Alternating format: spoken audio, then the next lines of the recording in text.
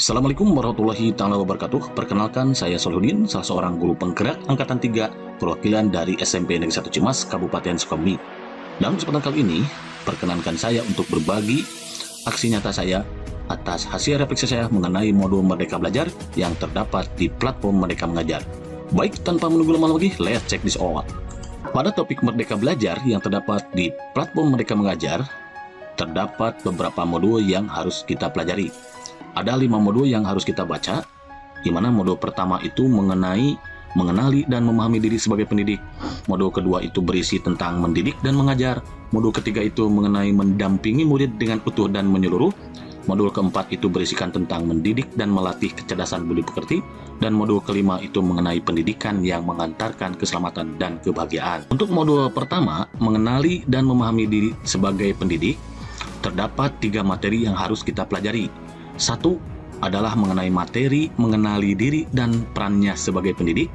Kedua adalah mengenai materi peran kita sebagai pendidik. Dan yang ketiga akan menjadi guru seperti apa kita di masa yang akan datang. Untuk materi yang pertama di modul ke-1 ini, yaitu mengenali diri dan perannya sebagai pendidik, beberapa poin penting yang harus kita ketahui adalah bahwa di samping sudah seharusnya kita sebagai pendidik mengenali karakteristik dan kebutuhan murid, hal yang paling mendasar juga harus dimulai dari diri sendiri, yaitu mengenali kekuatan dan kelemahan diri. Dengan begitu, kita sebagai pendidik akan terus hadir untuk menambah kapasitas diri, menyadari diri untuk tetap terus belajar agar bisa menghantarkan murid-murid untuk berdaya dan menjadi manusia mereka, menuntun segala kekuatan kodrat yang ada pada anak-anak agar mereka mencapai keselamatan dan kebahagiaan yang setinggi-tingginya. Kemudian sebagai pendidik juga kita harus menuntun tumbuh atau hidupnya kekuatan kodrat yang ada pada anak-anak agar dapat memperbaiki lakunya.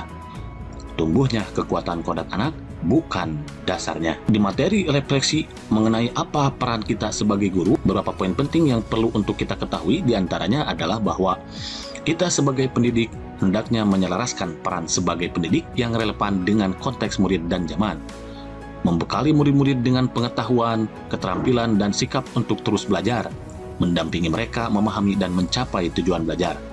Peranan kita sebagai pendidik sangatlah besar. Hal apapun yang kita lakukan di kelas, dari segi memfasilitasi proses belajar, metode kerja kelompok, atau hal sekecil ucapan pujian atau cemoohan yang tidak sengaja terucap, akan meninggalkan makna bagi murid-murid yang kelak akan menjadi bagian dari masyarakat.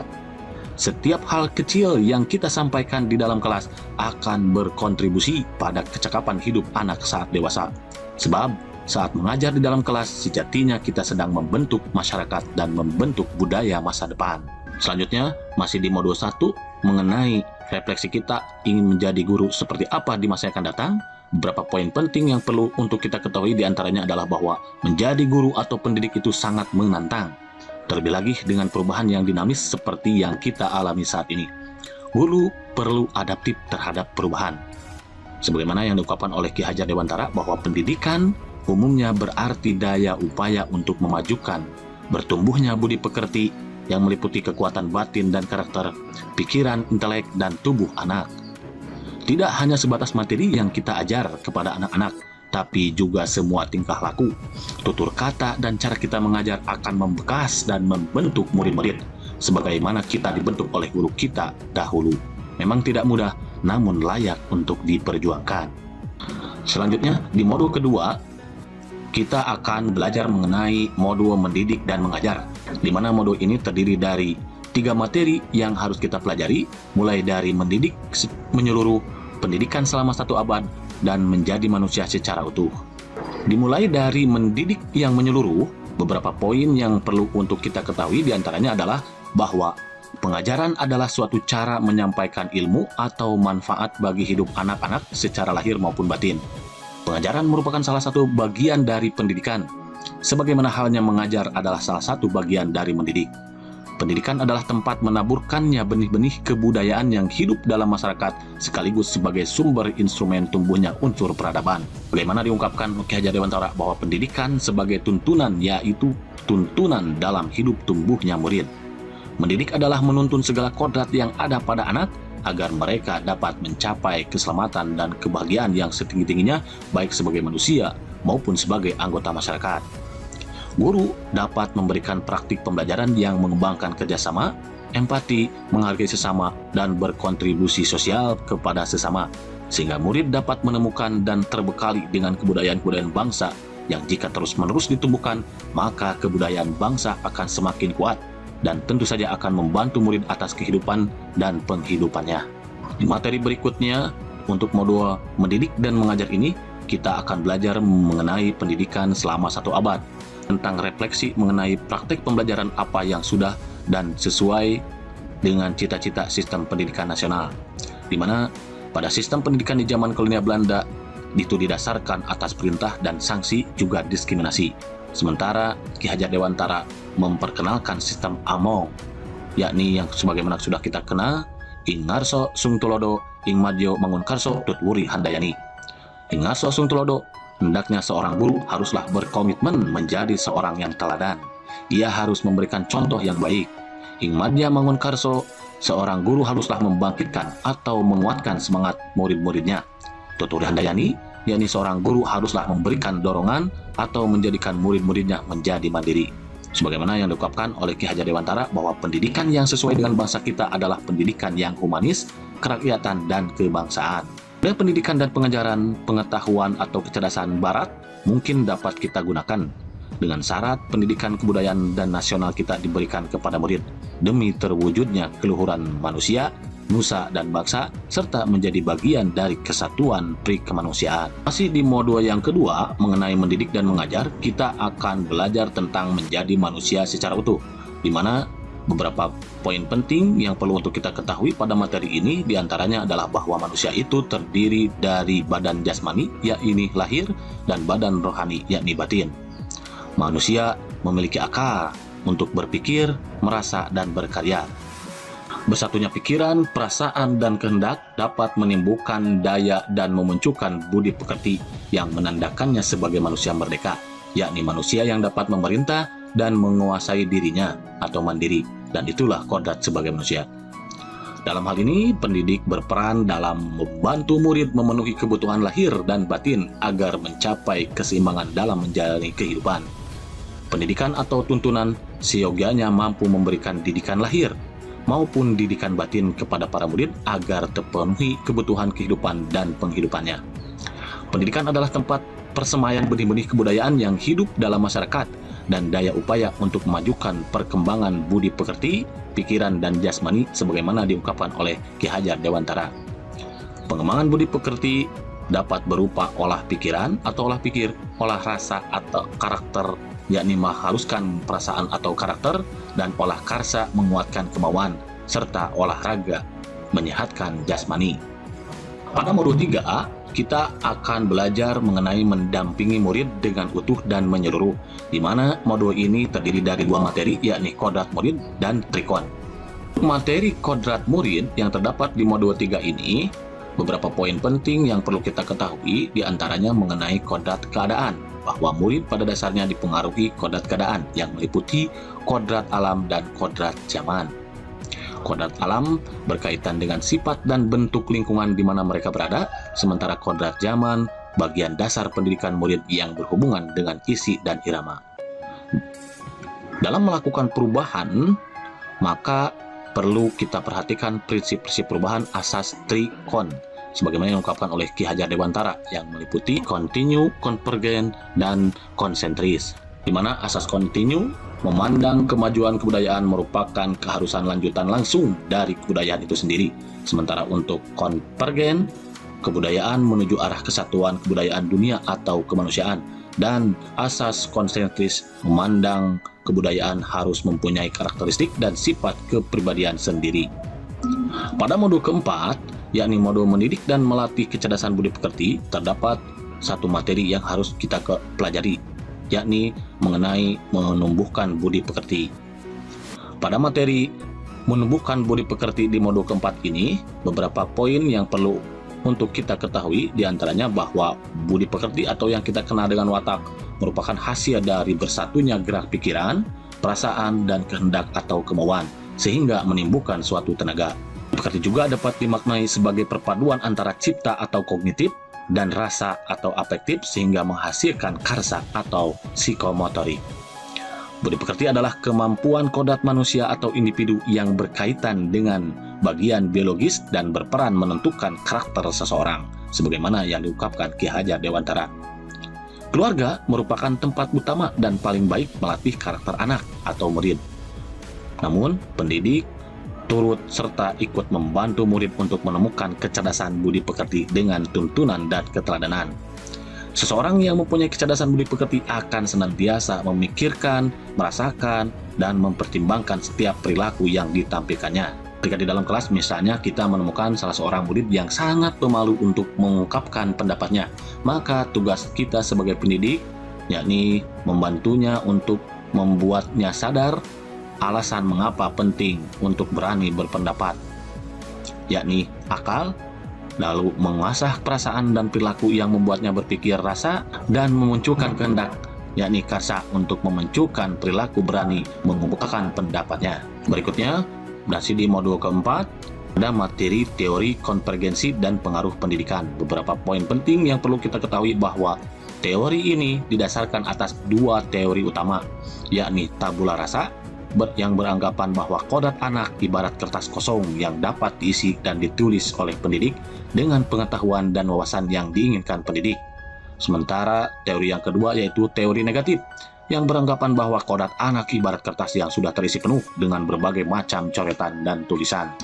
Dalam prakteknya, Ki Hajar Dewantara tidak serta-merta menerima secara langsung ataupun menolak secara langsung kedua teori ini.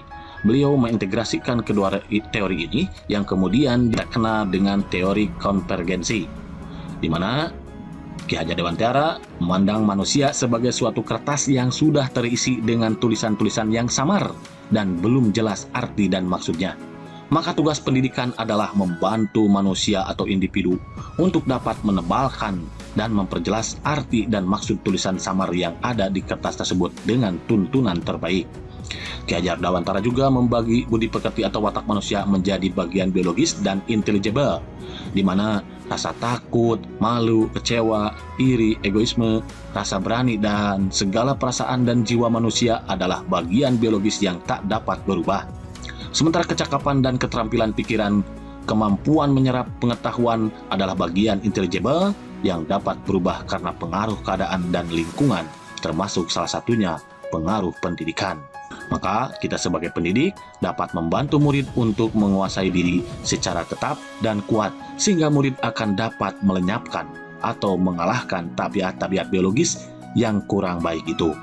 Dan di modul yang kelima, modul yang terakhir mengenai pendidikan yang mengantarkan keselamatan dan kebahagiaan, kita akan mempelajari materi mengantarkan murid selamat dan bahagia dan menciptakan lingkungan pembelajaran terbaik bagi murid. Untuk materi mengantarkan murid selamat dan bahagia, terdapat beberapa submateri, diantaranya selamat dan bahagia.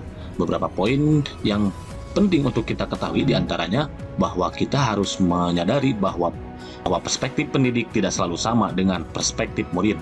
Misalnya seorang guru atau misalnya kita sebagai seorang guru sudah merasa nyaman dengan metode ceramah, namun mungkin di antara murid-murid kita ada yang merasa ngantuk saat metode ceramah itu diterapkan. Karenanya, penting sekali kita sebagai pendidik harus memberikan pemahaman tentang fungsi dan kegunaan materi pelajaran dalam kehidupan. Fungsi kependidikan mengantarkan murid agar siap hidup dan memberikan kepercayaan kepada murid bahwa di masa depan mereka akan mampu mengisi zamannya demi mencapai keselamatan dan kebahagiaan. Agar fungsi pendidikan sesuai dengan apa yang diungkapkan oleh Ki Hajar Dewantara, maka sebagai pendidik hendaknya kita memahami beberapa hal berikut ini. Pertama, kita harus memahami bahwa setiap murid memiliki kodrat, kekuatan, atau potensi-potensi yang berbeda. Kita juga harus menyadari bahwa pendidikan hanyalah sebagai tuntunan. Dan yang ketiga, hendaknya kita memahami bahwa mendidik adalah menuntun murid untuk selamat dan bahagia. Kita pun sebagai pendidik tidak dapat berkehendak atas kekuatan atau potensi murid. Namun, pendidik dapat memberikan daya upaya maksimal untuk mengembangkan akal budi pekerti murid. Dan yang berikutnya, kita sebagai pendidik dapat membantu mengantarkan murid untuk merdeka atas dirinya sendiri untuk kehidupan dan penghidupannya. Dan yang terakhir, kita sebagai pendidik hendaknya memelihara dan menjaga bangsa dan alamnya. Penting untuk kita ketahui bahwa kemerdekaan murid dalam belajar merupakan kunci untuk mencapai tujuan pendidikan yang mengantarkan keselamatan dan kebahagiaan. Dalam materi yang berikutnya, di modul kelima ini kita akan belajar mengenai mengantarkan murid selamat dan bahagia, yang terdiri dari submateri sistem Among. Sebagaimana kita ketahui, sistem Among yang kemudian kita kenal dengan slogan Ingat Sosung Tolodo, Ing Madyo Mangun Karso, Tut Wuri Handayani. Dan untuk ingat Sosung Tolodo, peran kita sebagai guru hendaknya kita memahami secara utuh tentang apa yang dapat kita bantu kepada murid, menjadi teladan dalam budi pekerti dan tingkah laku. Ing Madyo Mangun Karso, yang berarti bahwa guru diharapkan mampu membangkitkan semangat, bersuakarsa dan berkreasi bersama murid dengan membuka dialog dengan murid, berperan sebagai narasumber dan penuntun.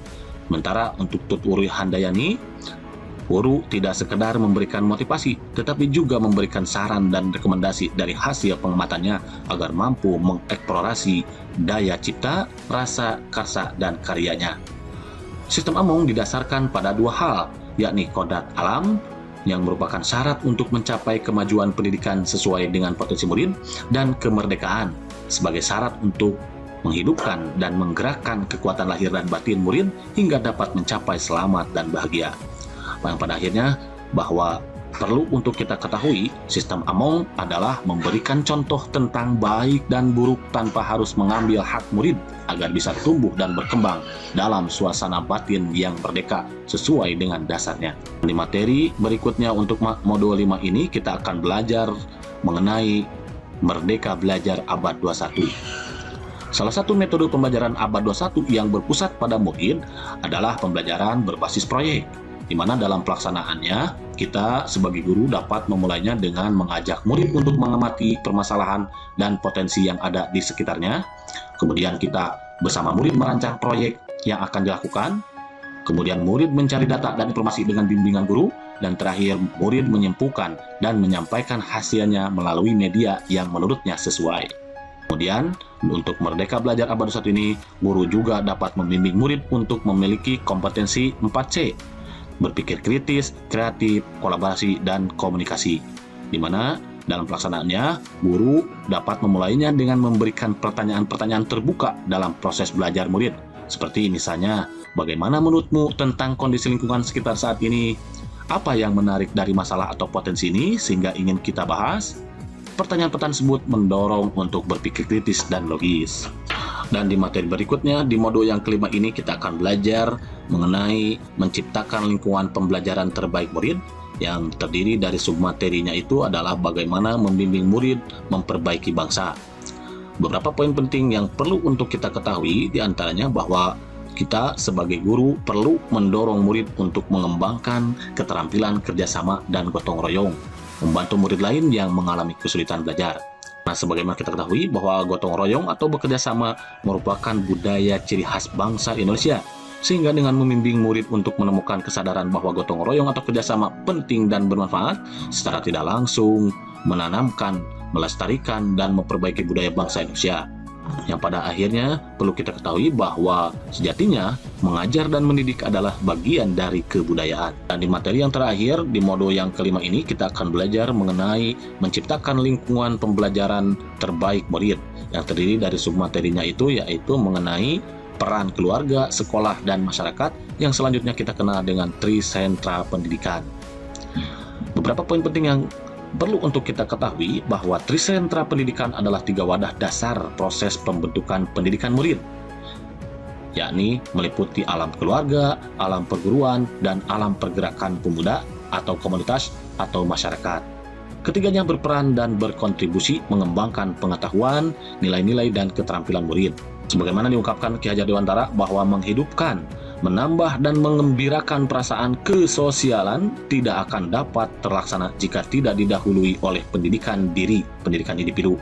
Karena inilah dasarnya pendidikan budi pekerti yang akan dapat menimbulkan rasa kemasyarakatan atau rasa sosial. Lanjut, Ki Hajar Dewantara mengatakan bahwa proses pendidikan yang menggunakan kuatnya hubungan antara alam-alam inilah yang akan mengantarkan murid untuk dapat menghidupkan, menambah, dan mengembirakan perasaan hidup bersama dalam masyarakat atau sosial, yang pada akhirnya menuju pada kecerdasan budi pekerti yang berdasarkan adab kebangsaan dan semakin menguatkan hubungan antara keluarga, perguruan, dan pergerakan pemuda atau masyarakat. Karenanya, guru hendaknya merencanakan penerapan pembelajaran yang memadukan trisentra pendidikan tersebut.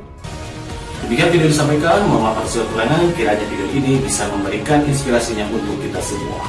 Salam guru penggerak, the leader of future. Assalamualaikum warahmatullahi wabarakatuh.